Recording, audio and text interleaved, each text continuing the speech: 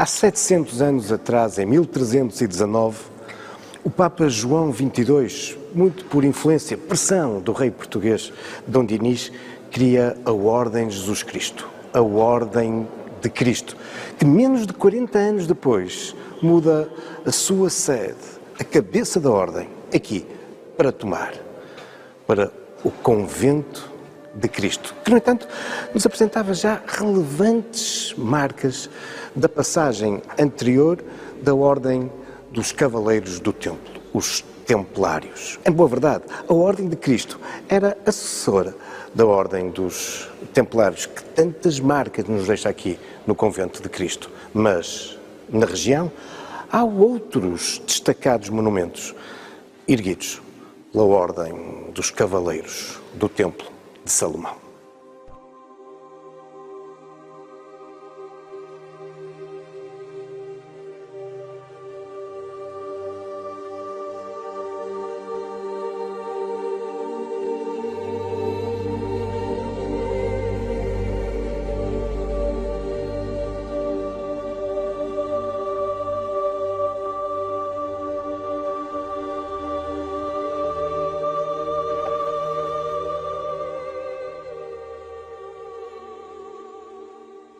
Este é um desses monumentos, um dos grandes monumentos templários no nosso país. Localizado a não muitos quilómetros de distância de Tomar, debruça-se sobre o Tejo. Mais do que se debruça, ele está construído no meio do grande rio, numa ilha do Tejo. É o Castelo de Almourol. Foi edificado por volta de 1170, 1171, uma das últimas obras daquele que era o grão-mestre da Ordem do Templo no nosso país nessa época, Dom Gualdino Pais. E insere-se naquela que era a grande missão dos Templários nessa época em Portugal. A defesa e o controle das grandes vias de comunicação. E o Tejo era uma das grandes vias que ligava a fachada atlântica ao interior do reino e da península. Por outro lado, a partir de Tomar, ou passando por Tomar, havia também uma destacada via medieval que seguia para Coimbra. Mas o Castelo de Almourol faz parte de uma cintura de outras fortalezas, de outros castelos, atalaias, que acabavam por, através de um sistema de intervisibilidade, garantir uma eficaz e poderosa vigilância e defesa àquela que era a casa-mãe da Ordem entre nós, Tomar. O Castelo de Almourol, que, no entanto, tem as suas origens em épocas anteriores à própria instalação aqui da Ordem do Templo. Vamos até lá.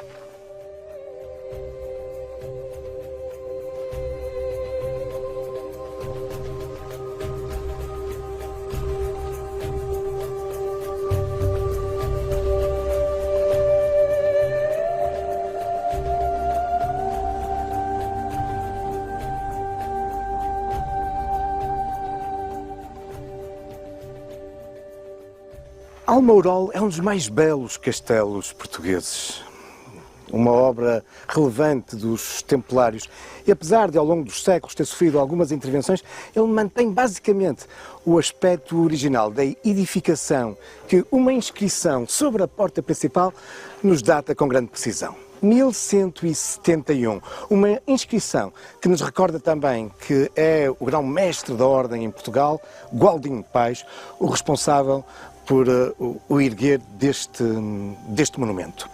Mas, se o castelo medieval data então dessa segunda metade do século XII, também é verdade que esta ilha tem uma história muito mais antiga. Vestígios arqueológicos aqui detectados permitem-nos recuar à Idade do Ferro, há cerca de 2500 anos, pelo menos nessa época já, uma ocupação deste espaço.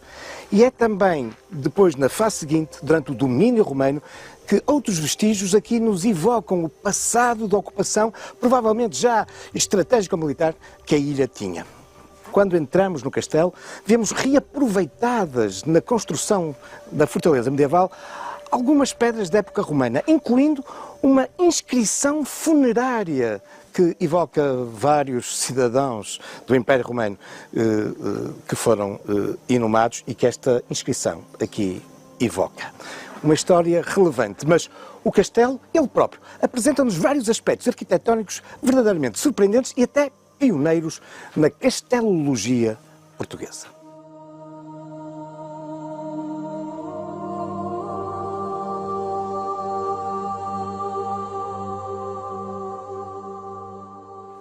Um dos aspectos interessantes do Castelo de Almorol é, tal como já tínhamos visto acontecer na Fortaleza de Tomar, é o desenvolvimento de um alambor, uma estrutura arquitetónica defensiva que claramente Godinho Paes havia trazido esse conhecimento da sua passagem nas guerras da Terra Santa. Afinal, o que é isso do alambor?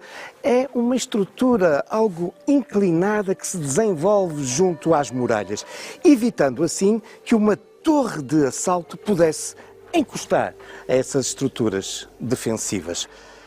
Mas como explicar esta estrutura dentro do castelo? Bom, essa é outra das características interessantíssimas de Almorol.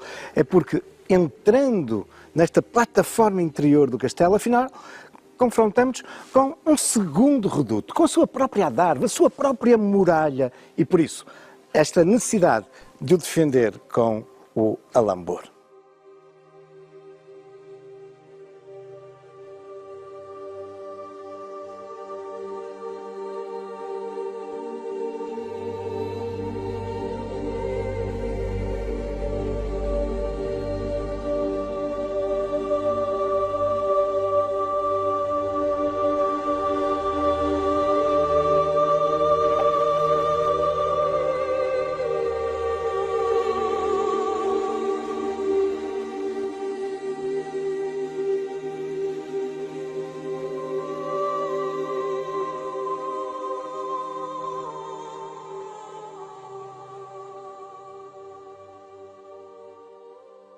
O protagonismo e a importância militar que a Ordem dos Cavaleiros do Templo, os Templários, tiveram durante o século XII, vai decair ao longo do século XIII. E tem muito a ver com o facto das potências europeias terem perdido o domínio da Terra Santa. Claro que os Templários continuam a ter ações militares noutras regiões, nomeadamente na Península Ibérica, onde prossegue a reconquista cristã, o combate contra os infiéis. Mas mesmo na Península, nomeadamente em Portugal, tinham entretanto surgido outras ordens religiosas militares de origem local, como é o caso, por exemplo, entre nós, da Ordem de Santiago, da Ordem de Avis, que acabarão por ter um maior protagonismo, sendo, por exemplo, principais responsáveis por aquilo que vai ser depois a conquista do Alentejo e do Algarve.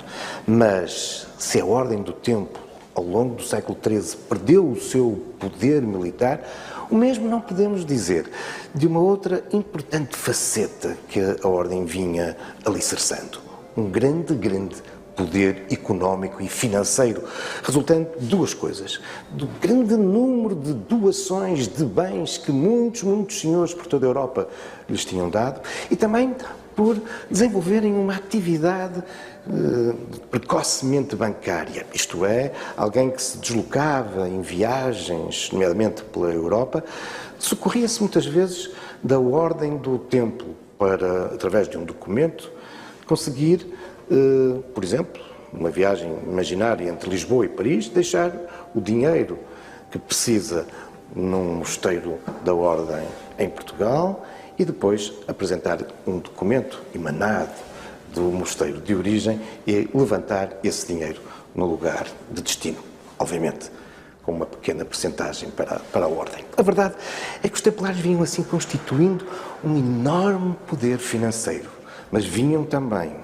por isso, fazendo com que muita gente começasse a olhar com cobiça para os bens dos Templários. Foi o que aconteceu, por exemplo, com o rei Filipe IV de França, que de resto tinha contraído uma dívida colossal à Ordem, e a determinada altura percebe que não vai ter capacidade para pagar. E por isso vai começar, nos inícios do século XIV, a levantar suspeitas sobre a Ordem do Templo, com o objetivo, obviamente, de terminar com a Ordem e assim evitar o pagamento da dívida, acusando os Templários de serem hereges, de desviarem-se das regras e da conduta cristã, acusando-os de sodomia. E vai obter um importante aliado, nada mais nada menos do que o Papa Clemente V. E em 1307, em outubro, dia 13, uma sexta-feira, uma ação concertada irá fazer com que grande parte dos cavaleiros templários em França, incluindo o seu grão-mestre, sejam presos. Uma explicação erudita para o facto de sexta-feira, dia 13, ser um dia de azar, tem exatamente a ver com este momento. E foi de grande azar para os templários. 7 anos depois, o grão-mestre e muitos dos principais responsáveis da ordem seriam mesmo executados, queimados em Paris. Mas já 2 anos antes, o Papa, em 1312, havia dissolvido, extinguido a Ordem do Templo.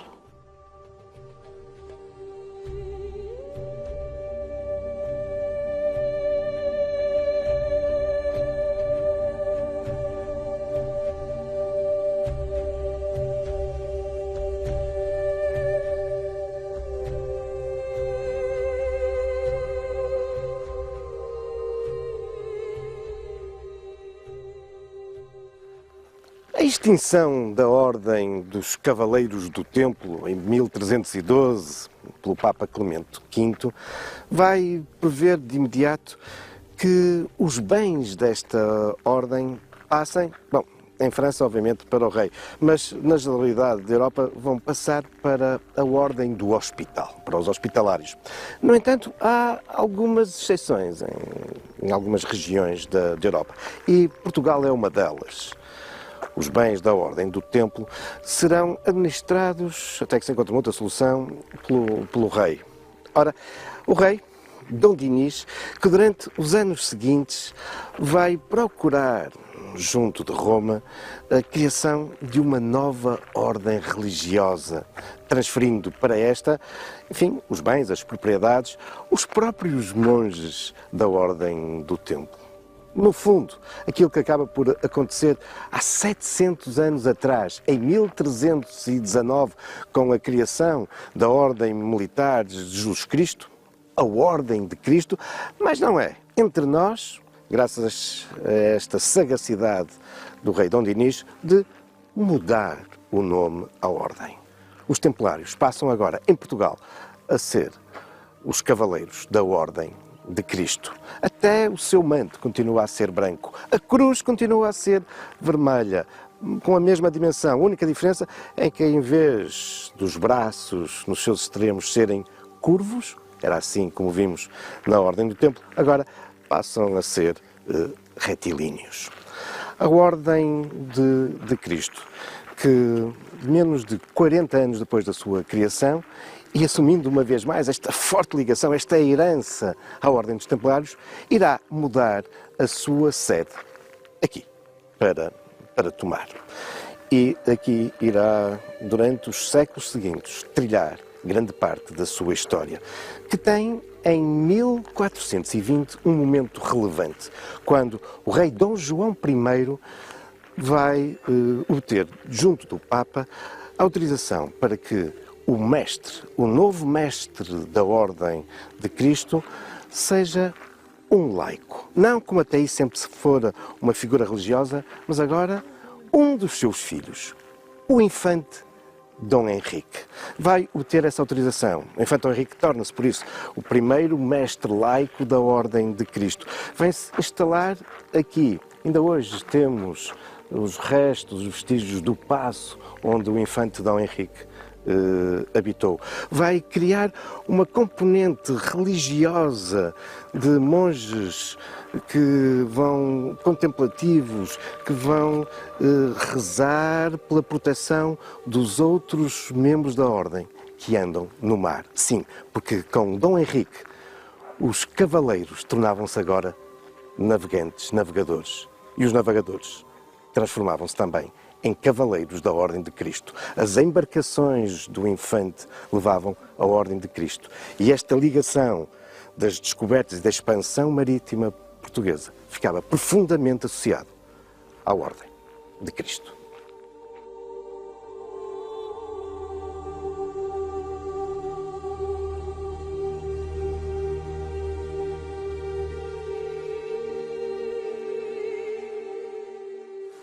A Após a morte do infante Dom Henrique, e por indicação deste, o novo mestre da Ordem de Cristo passa a ser o seu sobrinho, o segundo filho do rei Dom Duarte, Dom Fernando. E com isto vem-se reforçar duas tendências que a partir daí irão caracterizar a história da Ordem de Cristo. A do mestre ser uma figura laica e também da própria família real. Algo que será sublinhado depois com outro mestre posterior, que será um outro sobrinho, agora neto do infante Dom Henrique. O então príncipe Dom Manuel, que quando se torna no mestre da Ordem de Cristo, não sabe ainda que em 1495 se tornará no rei Dom Manuel. E com o novo monarca aprofunda-se ainda mais esta forte ligação da Ordem de Cristo com a expansão portuguesa. Desde logo de um ponto de vista religioso, porque é a Ordem que passa a ser responsável pelas novas paróquias do ultramar, mas também de um ponto de vista muito prático. Por exemplo, os cavaleiros da Ordem, que queiram constituir família e fixar-se nesses novos territórios nacionais, ficam libertos dessa obrigação, desse voto da castidade. É também com Dom Manuel que o convento vai desenvolver uma série de novas estruturas. Por exemplo, a charola vai agora ser prolongada através de um corpo. Ela transforma-se de algum modo na capela, no altar-mor de uma igreja, que no seu lado oposto vai apresentar uma enorme janela, aquela que se tornou num dos elementos mais icónicos do património português, uma das obras mais famosas do estilo manuelino, a janela do capítulo da Igreja da Ordem de Cristo em Tomar, repleta de toda essa iconografia, de toda essa característica tão associada ao manuelino e, por sua vez, associado à expansão marítima, com as cordas, as esferas armilares e uma série de outra simbologia tão marcante deste período.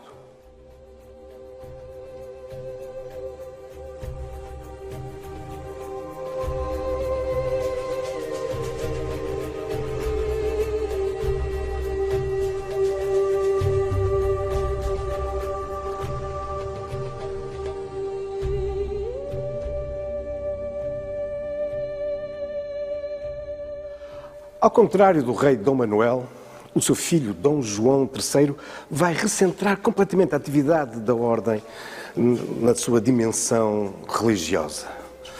Termina a componente militar. Muito tocado e inspirado pelos ideais da Contra-Reforma protestante, Dom João III, que foi, por exemplo, um dos introdutores da Inquisição no nosso país, vai tornar a Ordem de Cristo uma ordem de frades observantes que vão viver em clausura. Ora, estas extensas áreas das celas dos monges recordam-nos o tempo em que eles aqui viviam no convento para o convento.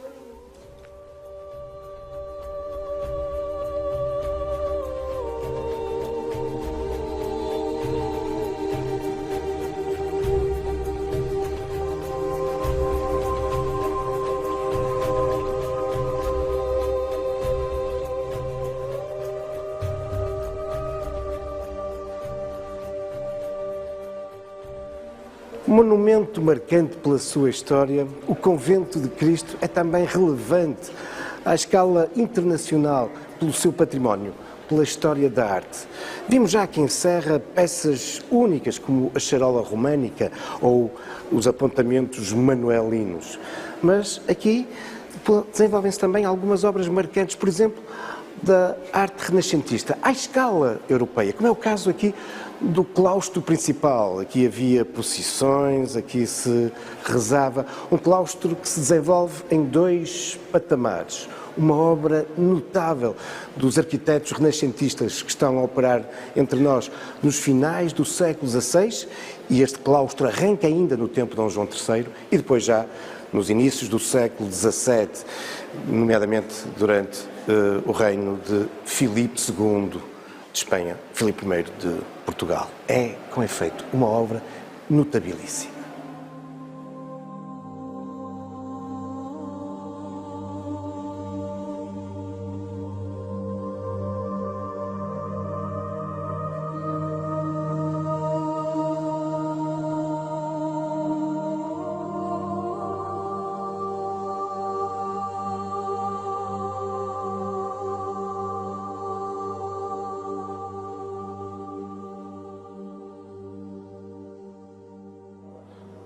anterior ao claustro, mas também uma obra que surge durante o reinado de Dom João III, nesses meados do século XVI, é o refeitório, monumental, e que nos evoca bem o dia-a-dia desta comunidade agora monástica que aqui vivia de um modo permanente. Mas, após o domínio filipino, com a restauração da independência, Dom João IV vai de novo permitir que a Ordem de Cristo seja também uma ordem militar.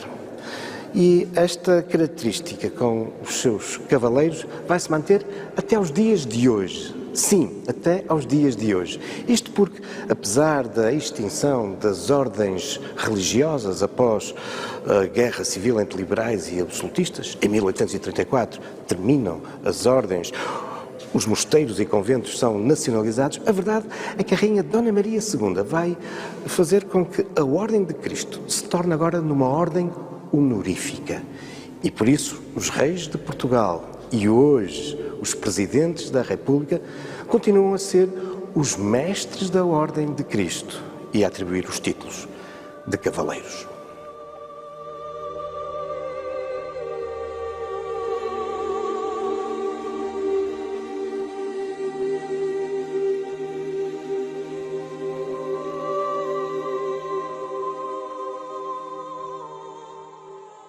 As grandes dimensões, a monumentalidade do Convento de Cristo em Tomar são sublinhadas também por uma outra estrutura que sai do convento e se prolonga durante quilómetros, cerca de 6. É um aqueduto. O aqueduto de Pegões, é ele que transportava durante séculos a água tão crucial para a vida da comunidade monástica que se encontrava no Convento de Cristo. É, com efeito, uma estrutura monumental, não só pelo seu comprimento, mas também porque assenta em 58 arcos gigantescos, alguns arcos de volta perfeita, e que mesmo assim, no seu ponto mais alto, que se eleva a cerca de 30 metros de altura, assentam em 16 outros arcos ogivais.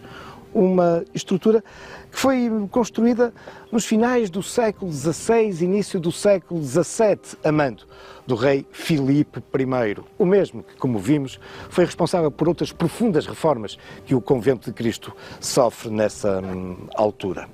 Ao longo do aqueduto desenvolvem-se também algumas casinhas que serviam para decantar a água, mas tinham uma outra função. Era um pouco como umas casas de fresco, isto é, uns retiros para onde os monges se deslocavam em dias de estio, de muito calor, e escutando a água que corria e caía naqueles tanques. Aproveitando também os bancos que se desenvolviam à volta desses tanques, aí rezavam, meditavam, contemplavam a paisagem e, claro, refrescavam-se. Este extenso aqueduto vem com efeito de sublinhar o aspecto verdadeiramente único do Convento de Tomar e que está também na base da sua classificação pela Unesco como Património da Humanidade.